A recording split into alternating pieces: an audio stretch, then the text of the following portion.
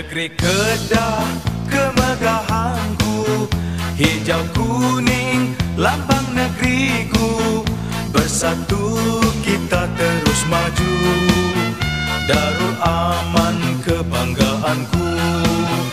Kami bangga perjuanganmu, daya usaha dan semangatmu.